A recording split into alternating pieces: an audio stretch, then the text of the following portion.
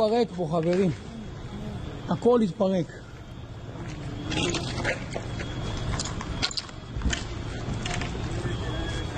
הכל יתפרק פה, खबरी। तो आप देखिए जो हालात हैं वो किस तरह के यहाँ पर हैं। लोग भी हैरान हैं, हतप्रभ हैं इस हमले को देखकर कि ये बड़ा नुकसान यहाँ पर हमला कर गया है। 3 लोगों की जान चली गई है। प्रोफेसर स्वर्ण सिंह हमारे साथ हैं, विदेश मामलों के जानकार हैं, और साथ ही सविता पटेल भी हमारे साथ हैं, वरिष्ठ पत्रकार आप हैं, वो भी हमारे साथ जुड़ेंगी। लेकिन स्वर्ण सिंह जी, आपके पास यहाँ पर आता हूँ। विदेश मामलों का बहुत अच्छे से समझते हैं।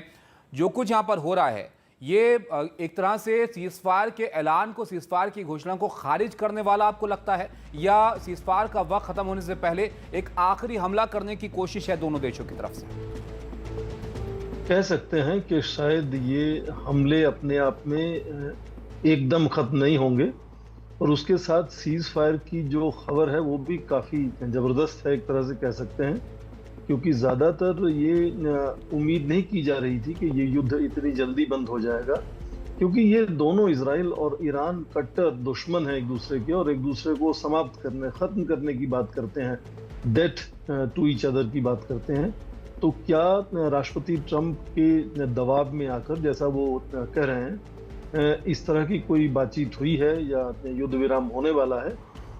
इसको अभी मुझे लगता है कुछ घंटों में, कुछ समय में लगेगा अभी इसको समझने में। दूसरी बात ये समझना जरूरी है हम सबको कि जब भी इस तरह से घमासान टकराव में युद्ध विराम होता है तो किसी भी उदाहरण को आप देख लें, उसमें उल्लंघन लगातार होते रहते हैं। कम से कम शुरुआत में उल्लंघन ज्यादा होते हैं, फिर बीच में भी कभी कभी उल्लंघन होते हैं।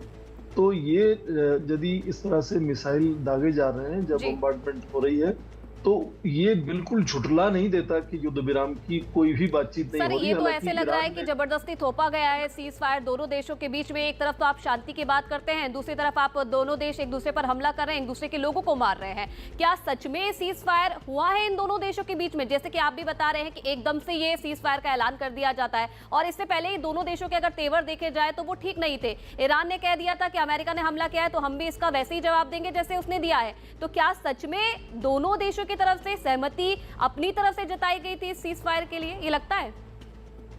हालांकि कुछ संकेत खासकर ईरान की तरफ से जरूर इस तरह के हैं कि शायद युद्ध विराम के संकेत हैं इसमें। जैसे उन्होंने कहा कि उन्होंने अमेरिकी ठिकानों पर 10 मिसाइल दागे हैं। वो जो 10 बड़े बॉम्ब अमेरिका ने गिराए थे 3 ठिकानों पर ईरान में, उसके जवाब में था।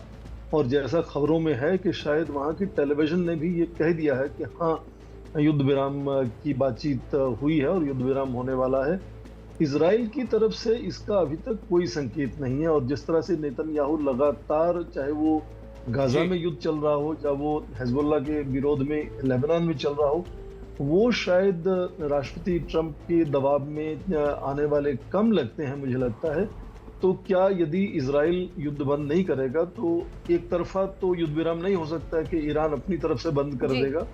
तो अभी तक बहुत शंकाएं हैं, चिंताएं हैं, अभी कुछ साफ नहीं हुआ है। शंकाएं हैं सर, और ऑफिशियल स्टेटमेंट भी देखना होगा, क्योंकि ट्रंप ने तो सीज फायर का ऐलान कर दिया है, लेकिन दोनों देश ऑफिशियली इस पर क्या कहते हैं, इस पर भी नजर रहेगी हमारी। आप बने रहिएगा हमारे साथ, एक बड़ी खबर अपने दर्शकों को बताएं। और सबको इंतजार इस बात का था कि शायद ये जो 12 दिन का तनाव था ये यहाँ पर थम जाएगा, लेकिन होता हुआ कुछ ऐसा नजर नहीं आ रहा है। स्वर्ण सिंह जी, आपसे बात हम कर रहे थे शांति की, जो बात यहाँ पर डोनाल्ड ट्रंप कर रहे हैं, आपको लगता है कि 12 दिन के तनाव के बाद शांति मिडिल ईस्ट में होगी? कोई लक्ष्य यहाँ पर इजराइल का पूरा हो पाया है क्या? यहाँ पर रिजीम चेंज नहीं हुई है, जो न्यूक्लियर कार्यक्रम की वो बात कर रहे थे खत्म उसको करवाएंगे, ईरान उससे भी पीछे हटता हुआ नहीं दिख रहा है। ऐसे सब में सीज़फायर यहाँ पर होगा तो शांति होगी?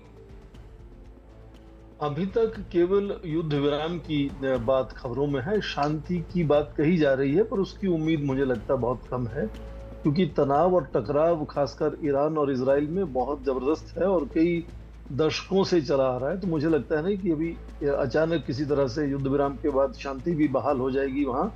जिस तरह से आप खबरों में बता भी रहे हैं कि कम से कम 1 दर्जन देशों में अलग अलग समय सायरन बज चुके हैं। इजराइल से अमेरिका खुद उसके करीब 7 लाख नागरिक इजराइल में है, निकाल रहा है लगातार। 2.5 लाख फ्रांस के नागरिक हैं, वो निकाल रहा है। भारत अपने नागरिक निकाल रहा है। तो यदि युद्ध विराम की इतनी बड़ी उम्मीद थी राष्ट्रपति ट्रंप को, तो क्या इस तरह की कार्यवाही करनी चाहिए था या नहीं करनी चाहिए थी?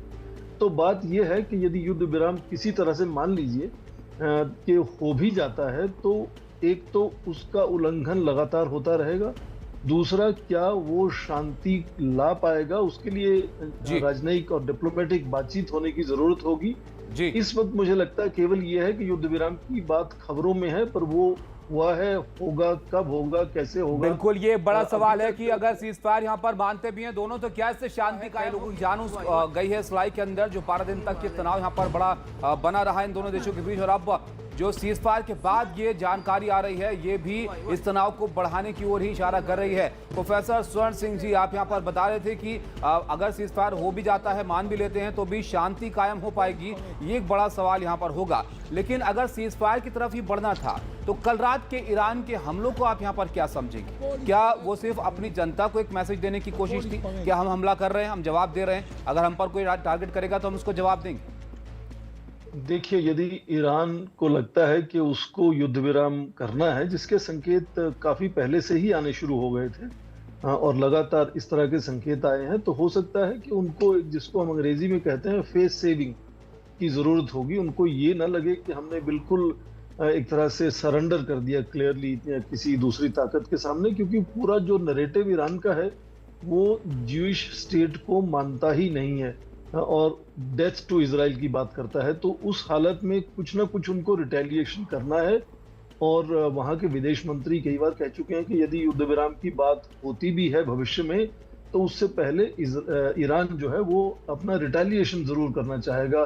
तो हो सकता है कि जो इस तरह के आखिरी वक्त में बहुत से मिसाइल दागे जा रहे हैं, वो एक अपने जो डोमेस्टिक कंस्टिट्यूएंसी है, अपने नागरिकों को दिखाने के लिए जो नेतृत्व है वो कर रहा हो कि हमने बिल्कुल नुकसान पहुंचाया है अमेरिकी ठिकानों को, इजराइल को, और जो हम कर सकते थे हमने जरूर किया है, और अब हम युद्ध विराम की बात में शामिल हो रहे हैं। पर जरूरी ये भी हो जाता है कि क्या इजराइल का रवैया बदला है या नहीं बदला। बिल्कुल बिल्कुल सर, आप बने रहिएगा हमारे साथ। एक बड़ी अपडेट और बड़ी खबर आपको बता दें, जिस तरीके से दोनों देशों के बीच में हमले लगातार जारी है, वहां बड़ी तबाही तमाम जो शहर है वहां पर देखी जा रही है। इस बात का अंदाजा शायद इजराइल को भी नहीं होगा कि इतना जबरदस्त हमला यहाँ पर इस वक्त होगा जब सीज फायर की बात यहाँ पर चल रही है। इन तस्वीरों से आप अंदाजा लगाइए कि कितना जबरदस्त इंपैक्ट यहाँ पर होगा, और जो ईरान है वो लगातार यहाँ पर मिसाइलों के जरिए हमला करता रहा है ईरान पर, इजराइल पर इन 12 दिनों में, और ये सीजफायर के बाद की तस्वीरें आप यहां पर देख रहे हैं। प्रोफेसर स्वर्ण सिंह जी हमारे साथ बने हुए हैं।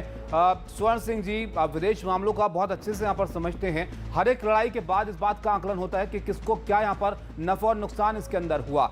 दो देश ऐसे आमने सामने हैं जो काफी वक्त से तनाव के बीच में हैं, ईरान और इजराइल। अब 12 दिन बीतने के बाद आपको क्या लगता है कि किसने क्या हासिल यहां पर कर लिया?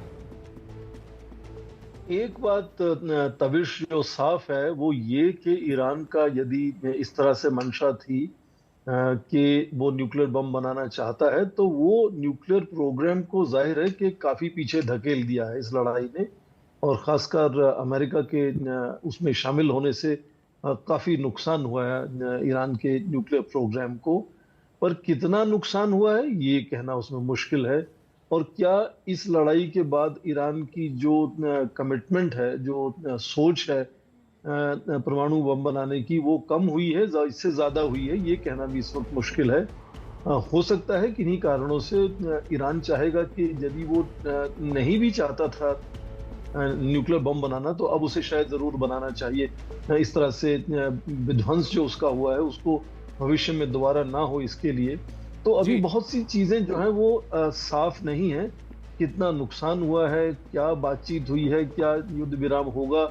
ऐसा खबरों में है कि अमेरिका की तरफ से इशारा था कि पहले 12 घंटे यदि ईरान कोई भी मिसाइल या बम नहीं दागेगा। स्वर्ण सिंह जी, आपको रोकना चाहूंगा, यहाँ पर एक और अपडेट दे देते हैं। होगा, कैसे होगा, किस तरह से यहाँ पर होगा? बिल्कुल, और प्रोफेसर स्वर्ण सिंह जी लगातार हमारे साथ बने हुए हैं।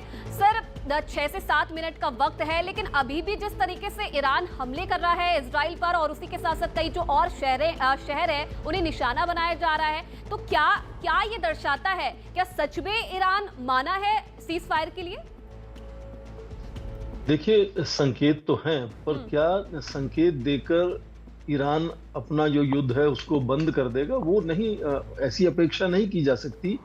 क्योंकि यदि इजराइल युद्ध विराम का बात नहीं करता है, तो लगातार ईरान की तरफ से हमले होते रहेंगे। और जैसा आपने कहा कि ईरान ने ये साबित कर दिया कि जो आयरन डोम की बात करते थे कि ईरान उस पर शायद नुकसान नहीं कर पाएगा इजराइल का, क्योंकि कोई भी मिसाइल वहां पहुंच नहीं पाएगी। तो जिस तरह से लगातार कई शहरों में मिसाइलें ईरान की पहुंची हैं, तो एक जो बहुत साख थी कि इजराइल की जो तकनीक है, जो उसके हथियार हैं, वो बहुत ही आधुनिक हैं और उनको कोई भी नुकसान इजराइल को नहीं पहुंचा पाएगा। वो मुझे लगता है ईरान ने साबित किया है कि वाकई आपको लगता है कि इस पूरी लड़ाई के अंदर जो 12 दिन का तनाव यहाँ पर चला, प्रोफेसर स्वर्ण सिंह, इजराइल की साख पर भी चोट यहाँ पर कहीं ना कहीं पहुंची है कि ईरान की मिसाइलें वहां पर गिरी हैं और नुकसान हुआ है वहां पर? बिल्कुल ताबिश, मुझे लगता है कि जो यथार्थ में जो मटेरियल नुकसान इजराइल का हुआ है, उससे ज्यादा नुकसान उसकी साख का हुआ है। पूरे विश्व में आप देखें कि इजराइल की सुरक्षा रक्षा को लेकर एक तरह से पूरा भरोसा है पूरे विश्व का। बहुत से देश वहां से रक्षा सुरक्षा का साजो सामान आयात करते हैं, इसलिए कि वो उनको लगता है कि इजराइल की रक्षा सुरक्षा का जो पूरा जो ढांचा है या उसके जो हथियार हैं, वो बहुत ही सक्षम है। और ईरान के साथ लगातार 12 दिन से चल रहे युद्ध में हमने देखा कि उस साख पर बहुत बड़ी चोट लगी है। बिल्कुल, जाहिर तौर पर इजराइल में भी काफी नुकसान यहाँ पर हुआ है। कई मिसाइलें ईरान की इजराइल में जाकर गिरी है, लेकिन सविता जी, साख